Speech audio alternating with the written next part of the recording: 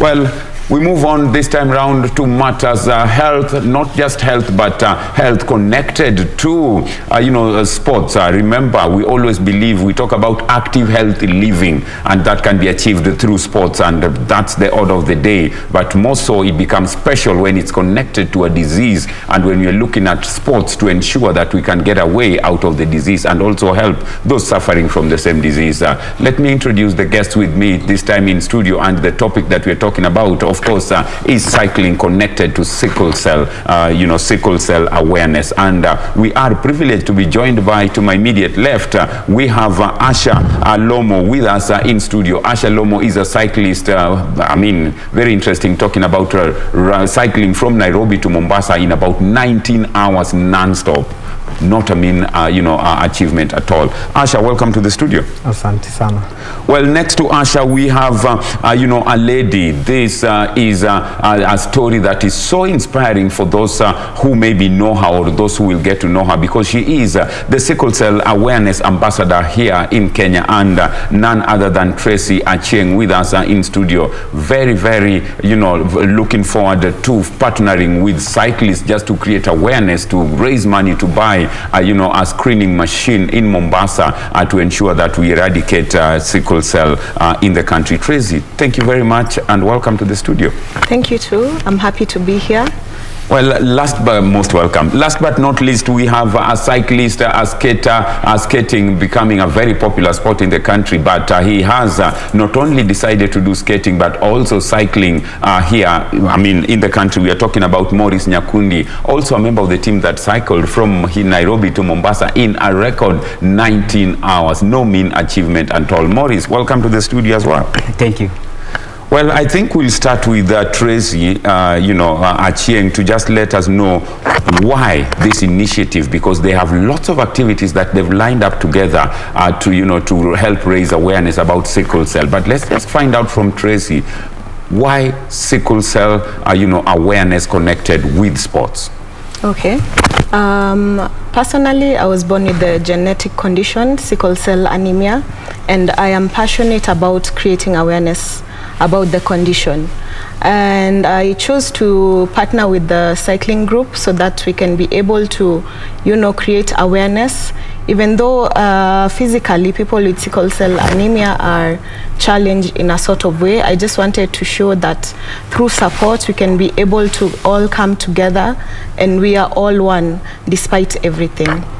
Very noble initiative indeed, because you've decided that you're not going to sit back and mourn over it, but find a way to create awareness so that many more can come out. Yes. Well, noble indeed. Asha. Yes. Coming to the studio, you had beautiful bikes that, at some point I felt like, can we have a discussion over the same? Are these the same bikes that we see on the roads, the Black Mamba, sorry, if I may use the word, or these are special types of bikes? Because cycling from Nairobi to Mombasa within 19 hours. I would say yes and no for the bikes, but it depends with someone's preference. For me, I ride a single speed bike. Basically, that is my preferred tool of choice. Forgive my ignorance, you have other speeds when you say single speed. Single speed is Black Mamba, there's no gear changes, but mountain bikes and road bikes have a different gear ratios. You can choose like 12 speed, 8 speed, 9 speed. And you can always adjust. Yeah, so for me, I don't have that luxury. So you prefer that, and you used the same, yes, Nairobi to Mombasa? Nairobi to Mombasa. We'll be talking about that in a short while, but Maurice, skating and cycling, of the two, which side of your bread is buttered? Cycling. Cycling? Yeah. Why? Because it has a lot of adventure than skating. And it's more physical, it takes a lot of moving parts, maybe in a body. Yeah, because it's like difference between cycling and skating. Cycling is more, I say, is more variable and adventure, because where the skate can go, the bike cannot. The bike go more those places. So in the left road, bike can move, but the skate cannot move in the left road. Okay. Well, very good point indeed. So there, you're talking about cycling being your most preferred. Yeah. But skating as well, you didn't say no. Yeah, I will not say no. Okay, Tracy, back to you, because I mean, you're doing all this as the sickle cell awareness ambassador. In terms of creating awareness, how far have you gone now that you've engaged with sportsmen and sportswomen to create awareness, and many know that through sports you can achieve so much? What prompted you to ensure that you connect it with cycling and not any other sport, like say football, rugby, volleyball, and any other sport? Why cycling? Something that cycling has in common with sickle cell anemia is grit. When you're a person who is born with sickle cell anemia, to ensure that you're okay in life, you have to have a lot of mental grit. You have to always wake up, choose what you want to do, choose life, choose to eat healthy, choose to avoid stress.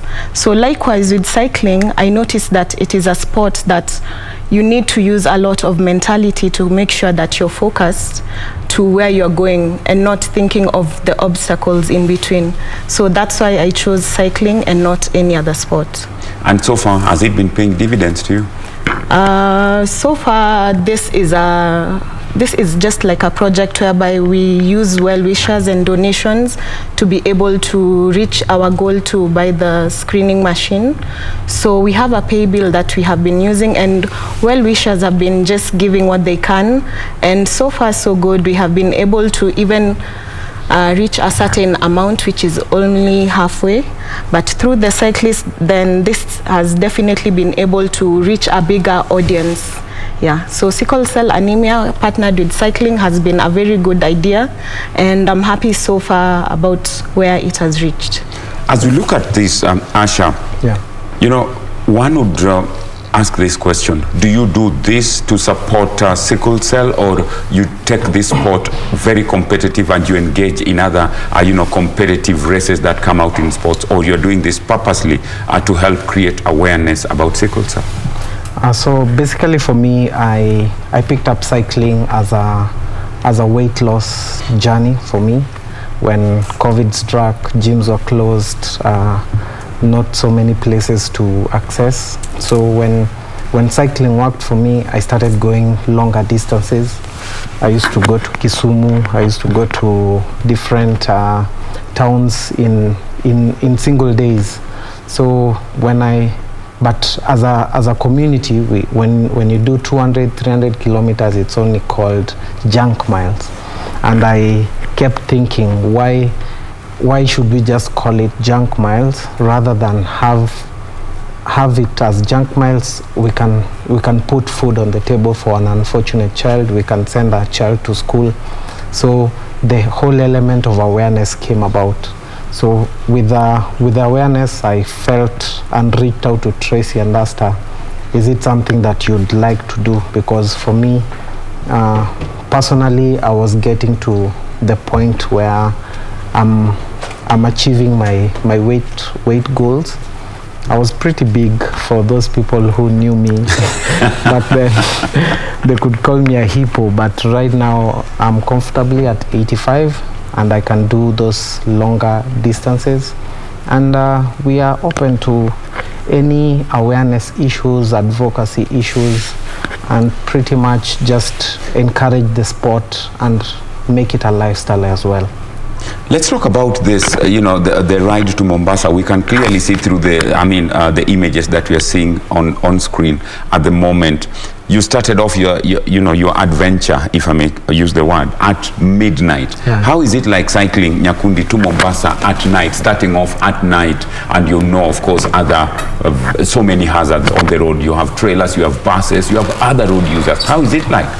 It was frightening for the first time. Mm-hmm. So we started, it was 12, but we started at 12. Mm-hmm. But unfortunately, we began at 2. At 1. Uh-huh. In the night? Yeah. Yes. Because for my first, I was frightened. Even I wanted to quit, but my heart told me, let me just push this stuff through. Mm-hmm. Mm-hmm. So I pushed, and then with my mentor here, Hasha, came up with a car, and then there was a chase car following us. So that's why I was not nervous anymore. So I started my ride, knowing I have rides and security for my back. And pretty much Asha. for us to start at 12, Basically, you know, going to Mombasa is a hot and a windy area, and you find that between 12 and 6 you can cover some So it was more strategic. Yeah, it was a strategic move, so that by around 12, when the heat is getting so much, you're probably at Mtitwandei, and now you have other elephants to deal with. Yeah. So it was a strategic move, and it's been working for previous people who've done the ride to Mombasa.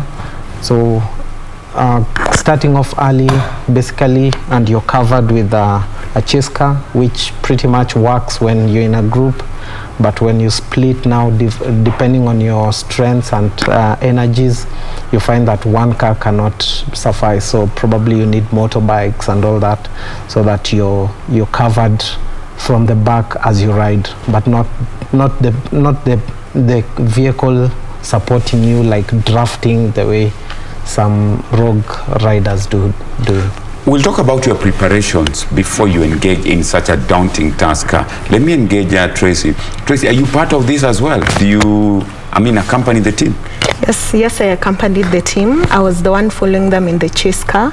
So the role of the chase car was to carry supplies such as water, energy drinks, and even the medic who was giving the riders first aid in cases where they got maybe burnout or an accident, they fell, because some of those cases happened. And definitely we had to cover the cyclists, because they were being given by using their body to create awareness about even a condition that does not even affect them directly. So therefore I had to make sure that I'm with them throughout the whole ride. Nyakundi. Yes. Waswahili wanasema maji ukishayavulia nguo sharti uyaoge. The moment it came in and you decided that I'm in it, there was no turning back. Let's talk about the preparations, mentally and physically. When you knew about, it's Mombasa all the way, you must have prepared psychologically and, the physical angle to it. How was the preparations? So, like first week, I was doing rides for 300 kilometers, and then I come back, like 150, that's 300 kilometers. And then I come back, because I knew Mombasa is almost 500 kilometers. And it's not an easy ride. So you must prepare where you're going. Even in the road, there are many stuff can occur. You can get rambos, potholes. So you must endurance. So for me, when I was doing 300 kilometers, I was looking for endurance for those 500 kilometers that are waiting for me to Mombasa. Tracy, we are looking at very good shots there on screen about the team, and it's now dawn before the clip that's currently running. You must have had a task, looking at now it's broad daylight, yes, and you went 19 hours non-stop. Yeah. How did you handle the challenge of hazards like wild animals? Because you have areas that are known to be, full or known to be crowded with the wild animals, and you find hazards on the road, clear signs that take care, etc. Savo, man-eaters, for example, and you have targets. How did you handle that? That was really challenging, but the good thing is, apart from the chase car, we also had a motorcycle that was helping the cyclists to go along with the ride. So therefore, with the chase car, we were remaining behind with the cyclists who were at the last part, and the boda was following the cyclists who are at the front. So therefore, that was something that we always had to balance, to make sure that in between we always knew where all the cyclists were, and we had to make sure that at least all of them have supplies in case of maybe one who is having an accident. We are able to reach them in good time. So therefore, it was a sort of dance and balance to be able to cater to all the cyclists. And also there was some sections of the ride which were a bit dangerous, like the man-eaters part, where you have to, it's not safe for cyclists past 6 p.m. Therefore, that was one of the challenges, because you find when we got to that area, which is right before Voi, the cyclists definitely were a bit tired. Their energy was not at 100%. So just having to give them that morale and that push of, hey, let's make it past here by 6:30, we need to leave this place. That was a whole experience in itself. Very good experience indeed. Asha, talk about the feeling when now Mariakani, Mombasa beckons.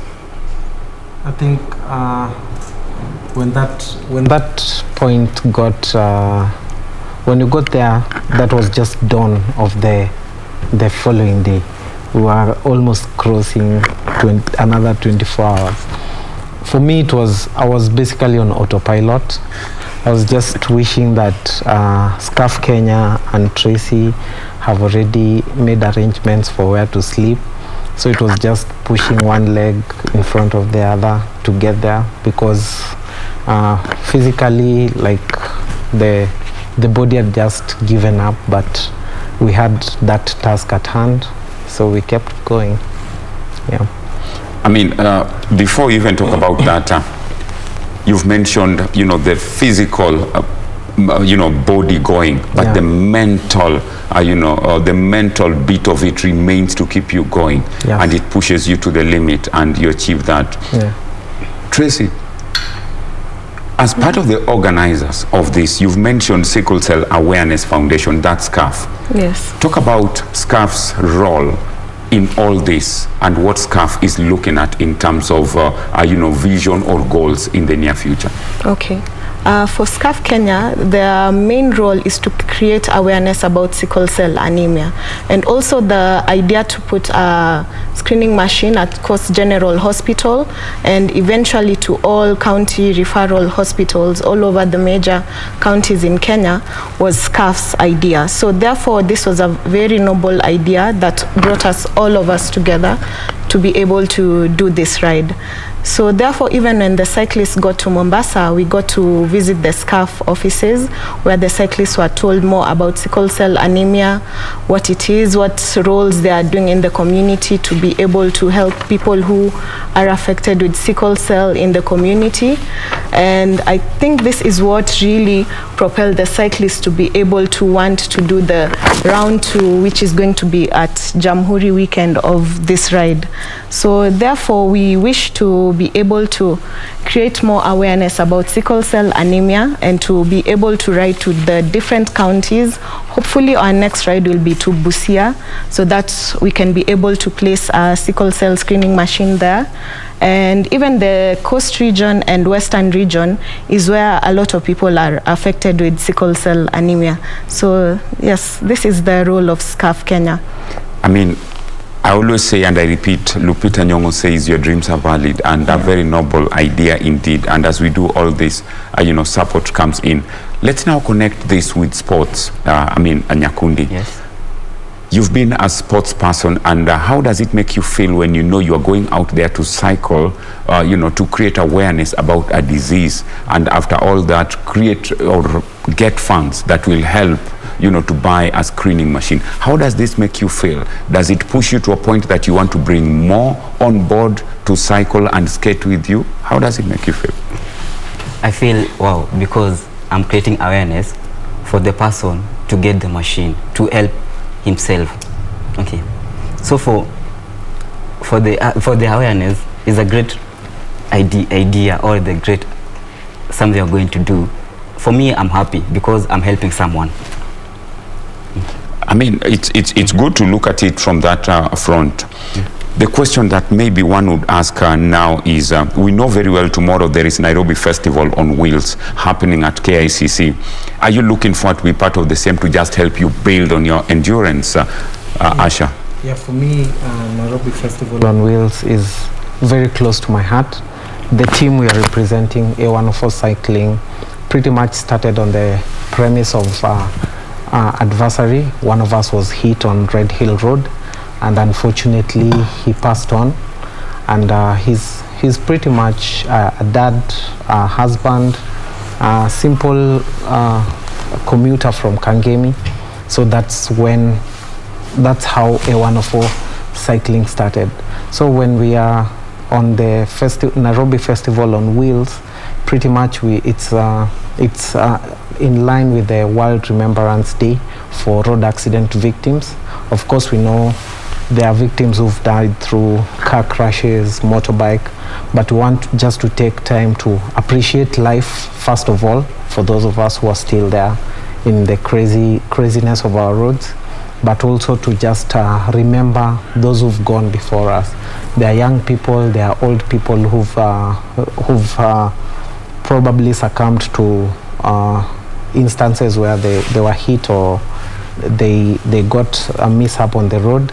So the festival basically just brings the like-minded riders, skaters, just to appreciate life and also to just create awareness on the roads that we need to share the road. We need implementations or legislations that will even create non-motorized transport spaces whereby now we'll feel safer. So when we see such initiatives, because this is flagged by the EU, when we see such initiatives come up around, we have to show up. So if it's riding in the criteriums, we keep riding so that so that actually when we are called upon to represent the community, I will anytime drop any shughuli that I have so that I get the message across. Well, they're talking about, getting this, and as we look at some of the images, very interesting scenes, and it clearly tells very well built. We'll talk about the kind of diet that you go through or you take during this period, and also we'll find out from Tracy what next after this. What are they looking at? Do they have any timelines that they want to achieve this project that they're running through with 104 Cycling? We'll be talking about that, but I'm told we can proceed. We wanted to go for a break, but let me just engage to find out, Tracy, what next? So proud of 104 Cycling. I'm very proud of them. Actually, the feat, watching them just taking on that challenge brought to me a lot of pride moments and a lot of consistency to be able to continue even with the fight with sickle cell anemia. And therefore, to be able to top up on this awareness goal and also the goal to fundraise to buy the sickle cell screening machine that will be placed at Coast General Hospital.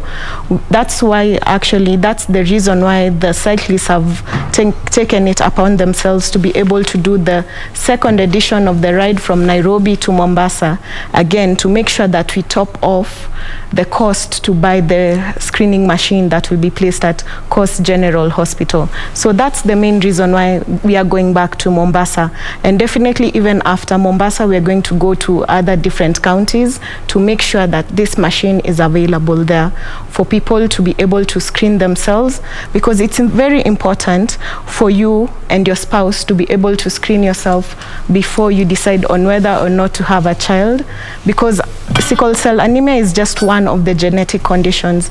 There are also other conditions such as Down syndrome. You might find another condition such as dwarfism. So it's very important to be able to screen yourself before you decide to have children. And also it will help people in the coast region, in the case where you have a child who looks sickly, to be able to go and do the screening test so that your child can be able to get the right treatment for them.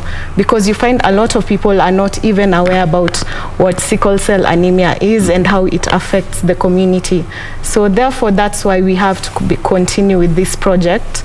And I would also like to be able to ask the public to come in and donate whatever they can so that we can make this goal of placing a sickle cell screening machine in every county hospital all over Kenya. Yeah. I mean, as we look at that, you connect it with the same, and you can clearly see the noble idea. I'll find out from you shortly if you're partnering with county governments, and are you likely to bring in other sporting activities like rugby, football, tennis, to be part of the same. But before that, Nyakundi, yes, let me ask, why cycling and skating and not any other sports? For me, those two sports, I like the one I like most, because being on wheels is fun for me. Oh, you're basically interested in wheels? Yeah. Okay. Because I cannot run, I can learn with a bike. Let me now engage, Asha with the same question. But Asha was very clear, found himself in this as a result of weight loss. Yeah. I mean, why not for the same? Would you have been in cycling still? I don't know, but I think what I would say, previously I was probably caught up with a lot of work stuff.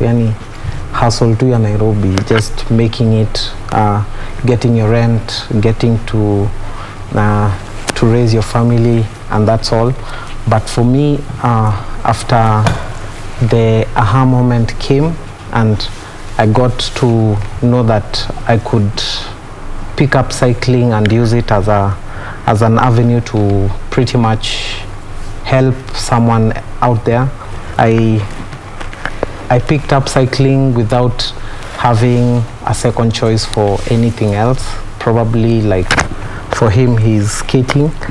So for me, I think even at my age right now, I wouldn't say I would pick up football or rugby. I can still play rugby, but cycling probably, as he said, it takes you further. It takes you different places. It takes you to different locations. You see beautiful places, and if you can merge just the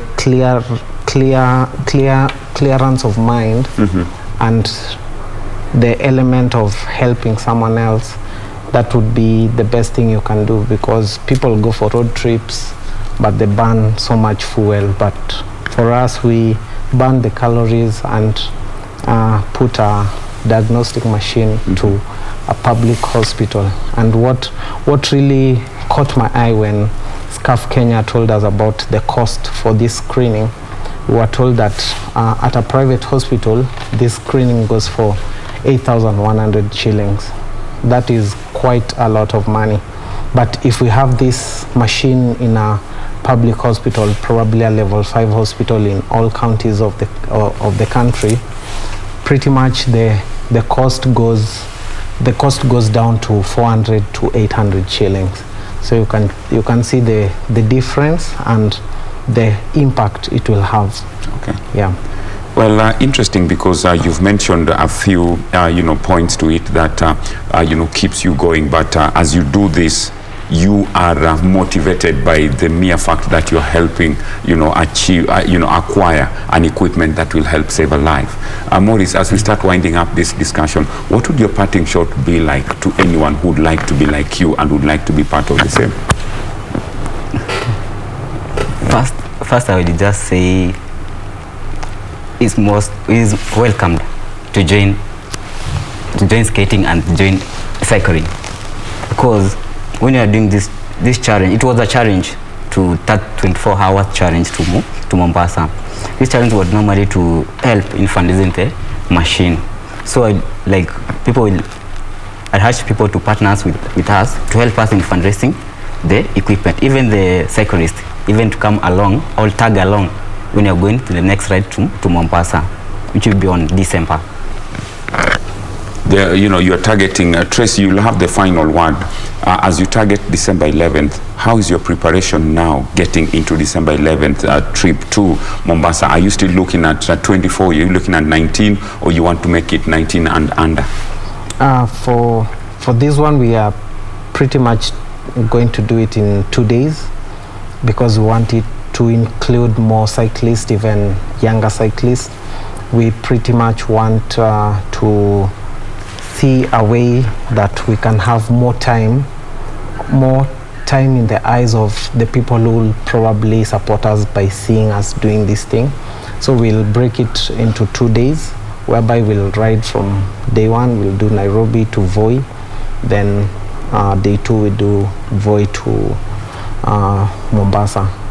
And as I can say, the 24-hour challenge, as he said, it was a challenge, so we were able to do it.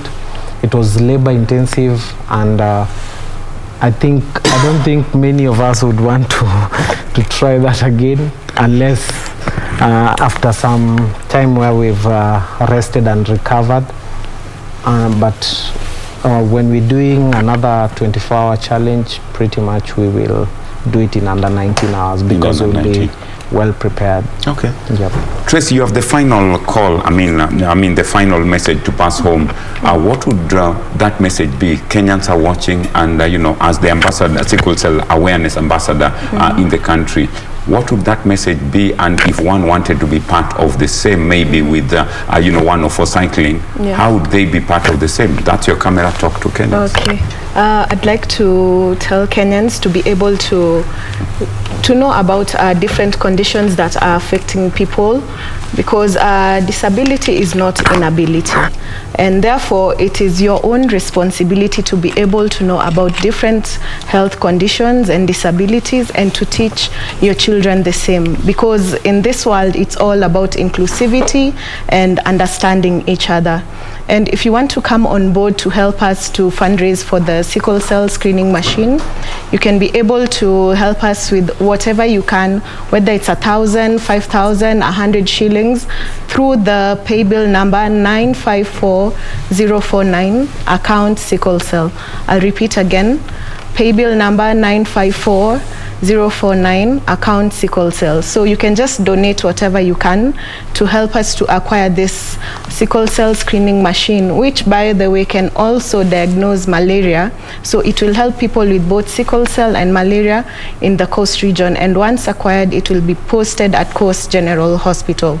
So you can also follow us on A104 on Instagram as well as Facebook, and make sure to cheer us on Jamhuri weekend, when we will be doing the second edition of the ride from Nairobi to Mombasa. And always remember, you can always come through on the pay bill 954049, account sickle cell. Thank you so much, Kenyans. Let's all love each other. Very good message, and what a way to wrap it up. Let's all love each other. It's a very good message to wrap it up. 954049, account name is Sickle Cell. Let's go out there, let's support them.